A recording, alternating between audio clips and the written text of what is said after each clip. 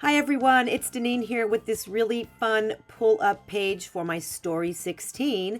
And these pieces have all been cut out on my Silhouette Cameo. We have these pieces here, which are going to be the visible pieces on the front of the page. They're approximately 3 inches by about 4 3/4 inches, but I'm going to be running them through my paper crimper, so they're going to get a little bit smaller. Not much, just a little bit.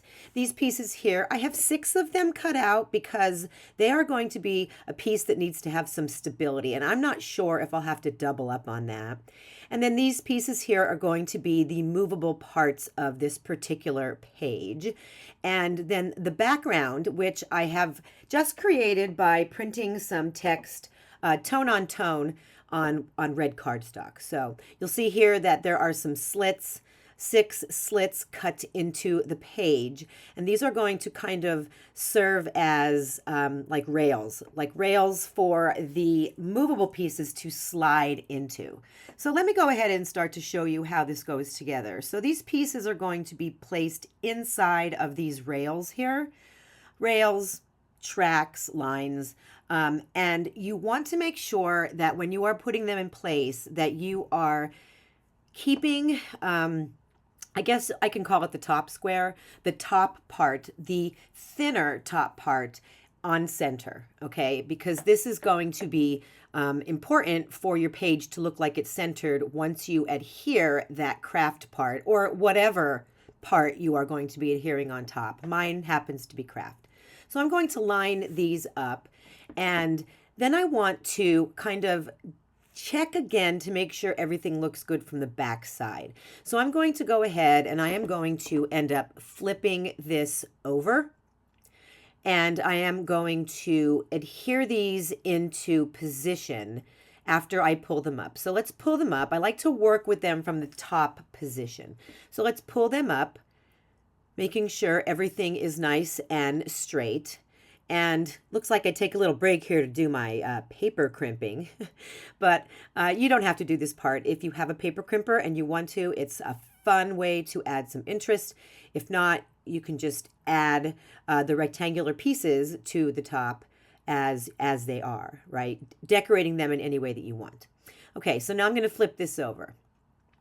And at this point, I am now going to look at the pieces that are sticking out from the front side, and I want to make sure that they all look like they are even. And then I'm going to temporarily adhere them with some temporary tape. All right. Now for this, you want something strong, so I'm using score tape. I'm placing a piece across the bottom, not to go over the white piece. You don't want it. This needs to move, so you do not want to have any adhesive off the white piece. And then I'm going to put another piece at the tippy top of each one of these pieces that are going to be in motion. Okay, I'm starting from the middle, pulling off the backing and lining this up again, trying to be as straight as possible. I use my right angle ruler here because these pieces are going to be in a line on your page and you want them to look like they are straight. So just be careful and line them up. Either use a ruler or eyeball them. But you see here, you want to have them equal distance from each other, and you want to have them lined up at the bottom as well as the top. So you might have to fuss around a little bit here depending on how picky you are, but you'll see how the distance between them is equal, and also the distance, at the bottom and then at the top. Okay, so now I'm going to pull this temporarily off. And another important part here is using some score tape. This is 1/4 inch, okay? Because you do not want, again, you want to put this directly in the middle of that white piece sticking out. Nothing off the edges of that, nothing covering your background, nothing at all. You need to be super, super careful. Now, at this point, I am going to take off the score tape. Maybe be careful here when you're doing it. Make sure everything's lined up, and then you want to put that back piece in line there, and I have it very gently laid on there, which I don't know if that was the best idea because it came apart, but you want to make sure that your front piece and your back piece are in line with each other. Okay, so you'll see here as I start to slide it, I realize that I didn't quite adhere it down fully and it starts to move around. So you're going to just be careful, and you are going to just line the front piece and the back piece with each other, push down on your adhesive so that they stay. Now here you'll see I pull out an additional piece just because I'm pondering whether I need to add that on top for stability. So we'll see how that works out. In the meantime, I'm doing the next one, okay? I'm pulling that one back up because I want these to line up nicely. Pulling off the score tape, putting it on, turning it over. See? I'm trying to be gentle, but I'm being too gentle, okay? So you want to make sure that they line up. Do you see how you can't see any white sticking out from behind the craft? That's ideal. A little bit isn't going to be that big of a deal, but it's ideal to get them as straight as you can. So once again, do not let any adhesive go off of these white pieces sticking out. Do not let the adhesive touch the background. Laying that on top, lining that up nice again, and then pushing it down. And then you should be able to slide these up and down just like I am doing here. Okay, slide them up and then slide them down. That's what you want to be able to do. All right, so you'll see they might shift a little bit. Okay, if you don't like that, you can use foam adhesive between them to keep them in line. That's perfectly fine. I didn't want to, so I'm okay if they teeter back and forth a little bit. So now I have to punch my holes, which I probably should have done prior to what I just did, but that's okay. It's fine. Let me show you here what my intentions are. So do you see how my last page is in line and the tabs are sticking up above the pages? I'm okay with that, all right? I don't mind that those tabs are sticking up. If you do, then perhaps you can line it up so that your tabs are in line with the top of your last page, and then you can cut off the bottom, okay? Up to you. I want the tabs to stick out because I think it's a fun addition to my December daily album. All right, so that's something to think about while you are doing this. All I'm going to do now is just line up my holes. Again, before you punch your holes, you want to think about, do you want those tabs sticking up above the page in your album? That is your decision. I want them. So I'm going to go ahead and I'm going to put my holes in a position so that I can have them peeping out over the top. I think it makes it a lot easier for someone to be able to pull them. But if it bothers you, you can totally do it like I just showed you, where you line the top of the tabs with the top of the previous page and then punch the holes and then cut off the bottom.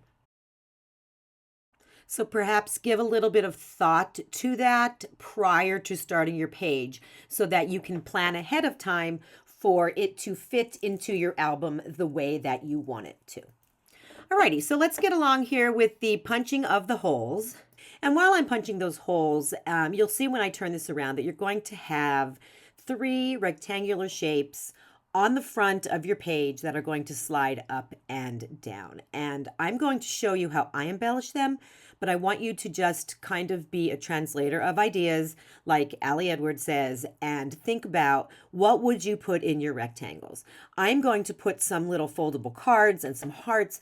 You can do whatever you want. So once I flip this over, you'll see the 3 boxes. Again, mine are craft. Yours can be whatever you want them to be. Okay, and think about, what do you want to put in these boxes? Do you want to put photos? Do you want to add journaling, embellishments, die cuts? There's so many different things that you could add to the tops of these boxes, and I'm showing you one way, but you do not have to do what I do. Okay, you do not have to do what I do. As a matter of fact, I encourage you to just go ahead and think about, hey, what if I put a little photo here at the bottom or in the middle and a journaling at the top, or a phrase or a die cut? Okay, just do your thing, and then just think about how you want them to look when you are done. Alrighty, so these are going to slide up and down like this, but I'm also adding little foldable cards on the top for just a little bit more fun to my page. So you're going to see here that I have made some cards, and I have just created a pattern here on the front of them using the words magic and joy from a digital version of Allie's December Daily Magic and Joy. So these cards are folded in half, and then my intention is to add some hearts as well. So I'm going to use my Misty stamping tool here. I'm going to open up my little cards because they are blank on the inside, spread them out, and I am going to do some stamping with numbers. Okay, so I'm just making sure I have this put on there correctly. And I'm also messing with my journaling here to make sure that I number and match the journaling with the numbers. Okay, so I am going to use this Carrie Bradford Studio number set that is fun and chunky. And I'm going to start with the number 3. Okay, so if you ever use a Misty stamping tool, it is fantastic. I'm going to line this up on the tool. I'm going to close the lid. And you'll see that my first image here, when I am using this Olympia ink, is very light. It's very light because Olympia is a light color, but I want it darker. So you can totally repeat stamp with your Misty tool. All you have to do is re-ink your 3, close the lid, and I end up doing that. I stamp it 3 times, and you'll see how much brighter it looks once you've done that. So love my Misty tool. Wish I didn't wait so long to get it, but I'm so grateful that I have it now. All right, so we'll move on to the next card now. Okay, so we'll let that one to the side because I'm not quite done yet. Not quite done yet, but we're going to do the numbers first. This will be the number 2. For this one, I am using archival ink, and this ink stains your stamps, but it is just such bright colors when you stamp. Watch how it works when I repeat stamp. So the first time I stamp, yeah, it looks fine, totally usable. But watch when I do it the second time.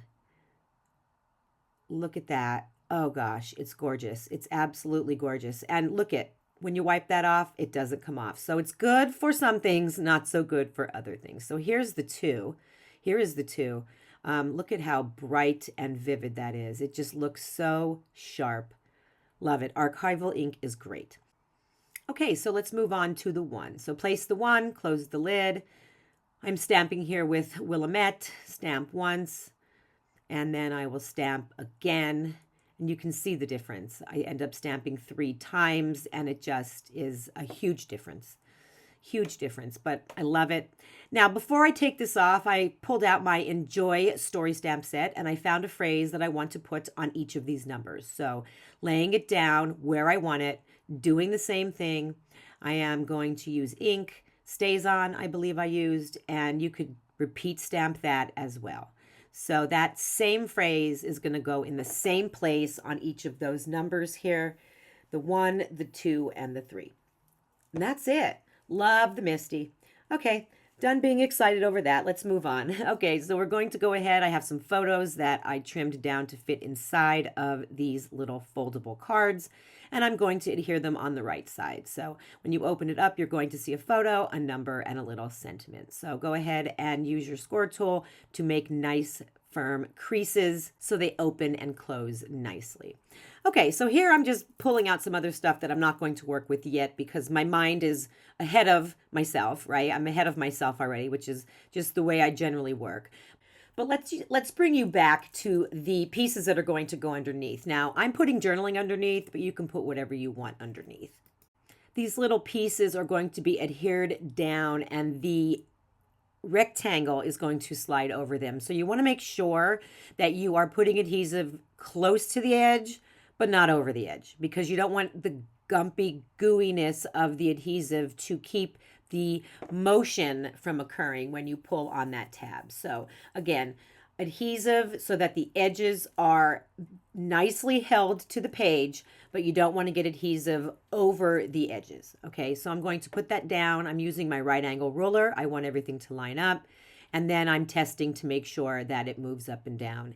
And it does. So that was a success. Now these little pieces here are sized perfectly to fit between those 2 rails, right? Those 2 lines, those 2 slits that are inside, are in the background, the tracks, so to speak. And you want to make sure that when you are putting your pieces, your pieces that are going to be revealed need to be between and not touching and not over and not covering either of the tracks. Because if you do, this piece here that I'm moving up and down, it will not move up and down. You can't put anything in the way of those lines, okay? So the pieces I created here, which are included with my, my Etsy file that I am sharing on Etsy.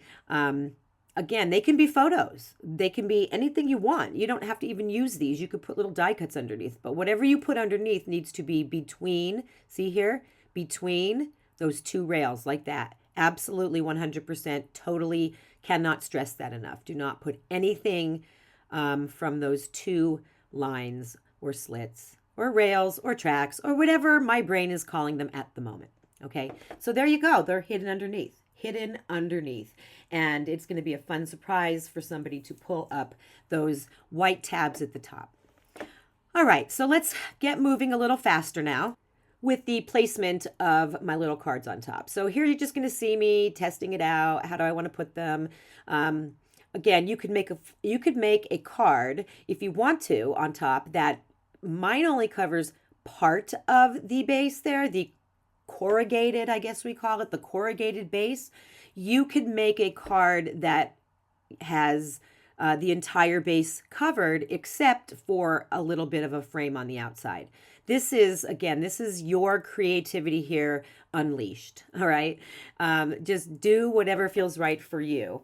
I decided I wanted to put these hearts on, so I decided to make the cards smaller. And then the hearts are going to be hanging off the edge of the card. And I'm going to put them kind of wonky, right? I don't want them all in a line. I'm just going to tilt them and turn them and then adhere them to the tops, being careful that I'm not covering the fold because they have to open. So you want to be careful of that.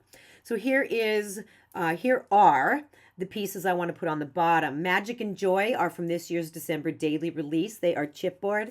My Joy got damaged in shipping, but I'm still using it because I don't care. I love these, and I love like the matte gold finish. I love it. I just think it's awesome, and I don't care that Joy is a little creased. It doesn't even bother me at all. But yeah, so here I am putting some score tape on the back of it. Because it's creased, I am trying to get it to hold firmly in place as I can. So this is going to be up to you whether you want to use score tape or whether you want to just use regular rolling adhesive. They will stick with either one. I mean, that's a guarantee. Okay, so I used an ampersand as well, and that I believe was from 2024 Week in the Life release. So you saw there that I put the ampersand down first, then Joy, and now I am doing Magic. So I am just doing it in that order because that's what felt right for me. That doesn't necessarily have to feel right for you. Whatever order you want. Or you could put anything underneath here if you want. Whatever you feel like. Okay, so I'm done with that for now. And I just don't know what else I'm going to add. But I do want to show you how I ended up, okay, when I cut out the back piece, I cut out 6. And you'll see here, I am trimming one of them down. Okay, I'm trimming it down so that it is a little not as wide as the piece that's sticking up and not as tall. And I am just adding it to the back. So it's really not visible to anyone. It blends right in, but it is just giving a little extra strength to that, the part that you're going to pull up. All right. Depending on the type of cardstock you use, that may be a good idea. I thought I needed to do it. Okay. Here I added some Velcro because I wanted these to stay closed. I know they will eventually after sitting in my album. That's a given. But sometimes I'll add magnets or Velcro or something just because I think it's fun. So I did that. Little tiny pieces of Velcro to keep that in place. And I also stamped pull here on the tabs that are sticking out. So that is it. Let's take a look at the finished product. Did I do anything different? Yes, I did. Okay, so let's take a look at some of the changes that I made. Yes, changes isn't the right word. I would say additions, right? Additions, because I wanted to decorate those hearts a bit. So I pulled out, I think there's a vellum heart and a paper heart, another vellum heart, chipboard heart, and the number 16. And I just kind of layered them on top of the hearts that were already there, just to give it a little bit more interest and a little bit more dimension and just fun, right? It was just fun to add them. So you'll see that I added those to the top, and I think that turned out really, really cute. Here is the page with all 3 of the rectangles pulled upward. So you'll see how the journaling is revealed underneath. Once again, you could put whatever you want underneath. as long as it is in between those two lines that are cut in the background, because those need to stay clear. And I just love that the viewer can just pull them up when they see that it says pull here, and they can just find the rest of my story. All right. Now, the next 3 images are going to be the opened folded pieces. Again, optional. You totally don't have to add folded pieces to the top at all. Love playing, and this is the time of year for that, right? This December daily is the time of year. Okay, so there's photo, stamped number 1, and the journaling, and then let's take a look and see what the number 2 looks like. This one's just my favorite. I love archival ink so much. This is, I believe, Crackling Campfire, and it's just so vivid. So again, number 2, photo and journaling, and then we'll move on to show you the number 3 when that one is opened up, and again, photo, stamped number 3, and journaling. So that is it, guys. Once again, I thank you so much for watching today. Again, this is available in my Etsy shop if you are interested in giving this a try. And if you have any questions, please feel free to leave comments. I will be happy to get back to you as soon as I can. See you guys in the next video.